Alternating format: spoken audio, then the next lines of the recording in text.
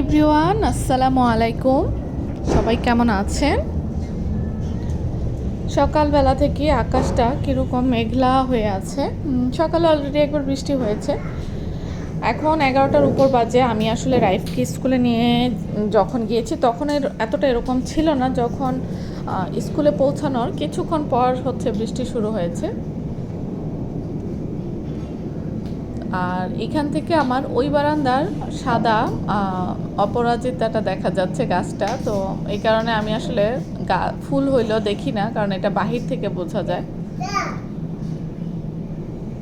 তো রাইফকে স্কুল থেকে এনে একটু ওর হোমওয়ার্কগুলি করতে দিচ্ছি, কারণ এখন রাফসা ঘুমাচ্ছে। এখনই আমি একটু ঠান্ডা মাথায় করাতে পারবো। আর রাফসা উঠে গেলে ও খুব খাতা টানে, পেন্সিল টানে।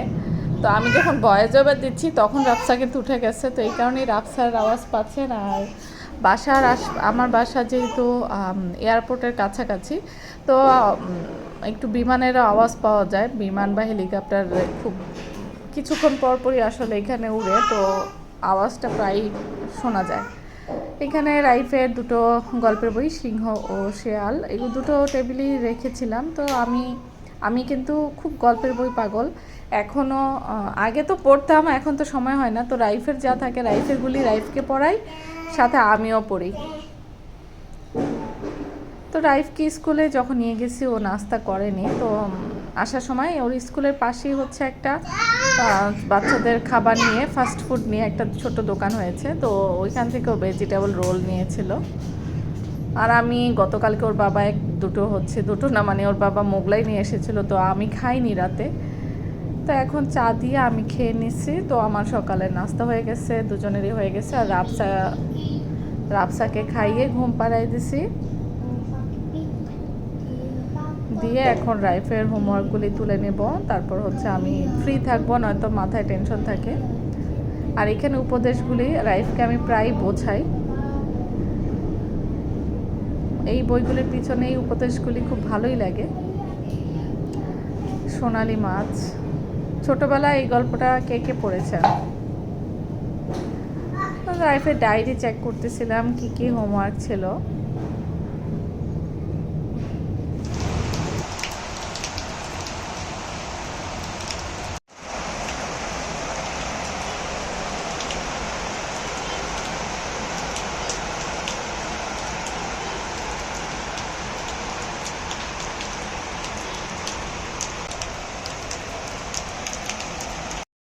বাহিরে যেহেতু বৃষ্টি হচ্ছে, তো দুপুরবেলার জন্য রাইফকে জিজ্ঞেস করলাম যে কী খাবা, খিচুড়ি খাবা? তো ও বললো হ্যাঁ খিচুড়ি খাবো।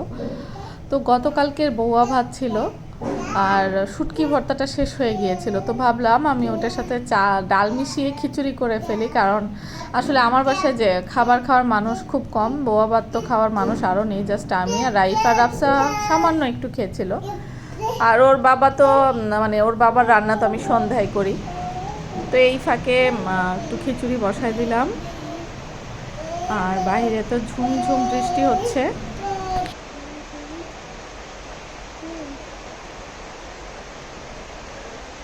আর দেশি মুরগির একটু গলা, পা আর ঘিলা কলিজা ছিল, ওইটা পেঁপে আর আলু দিয়ে একটু ঝোল করব। দুপুরবেলা মাছের এই হয়ে যাবে। সন্ধ্যায় রান্না করব ওর বাবার খাবার। তো এইখানে ভাই বোনের মধুর ঝগড়া চলছে। আসলে রাইফ যা করে রাফসা তাই করে, আর রাফসা যা করে রাইফ তা করে। রাফসা কান্না করলে সেটা নকল করে রাইফ, আর রাইফ কান্না করলে নকল করে রাফসা। কিন্তু বোঝা যাবে না যে অরিজিনালি কে কান্না করতেছে। ওই যে বিমানের আওয়াজ হচ্ছে বাইরে। এই কারণে আসলে দুই ভাই বোনকে নিয়ে খুব হিমশিম খেতে হয়। আর কারো পৌষ মাস, কারো সর্বনাশ। বৃষ্টি হলে আমরা যারা বাসায় থাকি তারা হয়তো খিচুড়ি বসাই দিই, বাট যারা রাস্তায় থাকে আর রাস্তার হাল যদি এই অবস্থা হয় তাহলে তো কষ্টের শেষ নেই। আর বৃষ্টির সময় ওর বাবা রাতে আসতে ওরও অনেক কষ্ট হয়। আর এখানে ওর বাবা সেই আমার করলা গাছটাকে এইভাবে মাচা করে দিয়েছে, খুব সুন্দর করে মাচা করেছে ও। আর এই পাশের বারান্দায় আমি যত আমার সবজি, তারপর শাক এগুলি লাগাইছি। আর এখানে একটা পার্পল হার্ট আর মানি প্ল্যান্টের গাছ।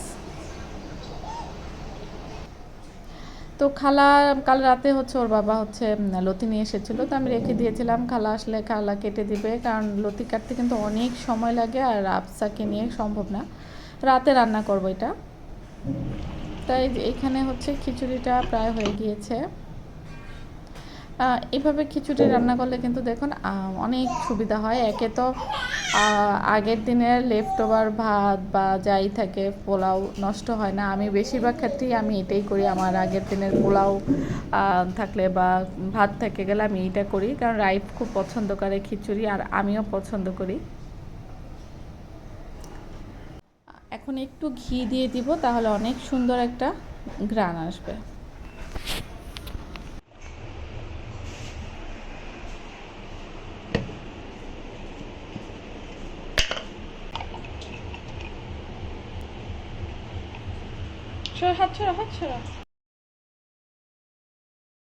বিরিয়ানি, পোলাও বা খিচুড়ি ঘি দেওয়ার পর টেস্টটাই কিন্তু মানে পুরো টেস্ট গ্রান দুটোই চেঞ্জ হয়ে যায়। বাহিরে কিন্তু আবার বৃষ্টি।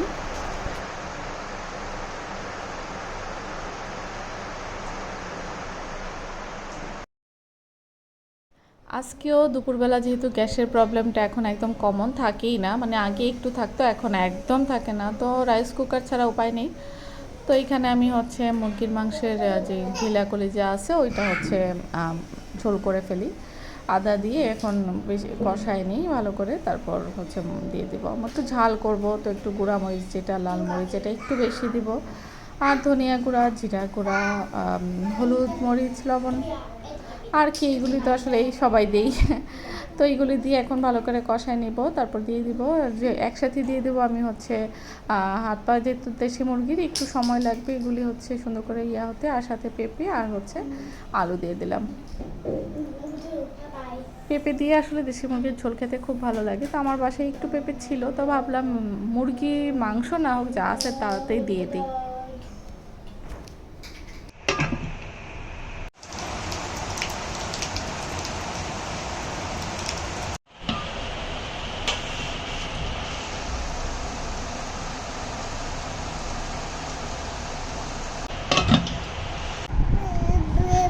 তো এখন দুপুরবেলা খাবার হয়ে গেছে, তো খেয়ে নেব মা ছেলে। তো এই ছিল আমাদের আজকের ভিডিও।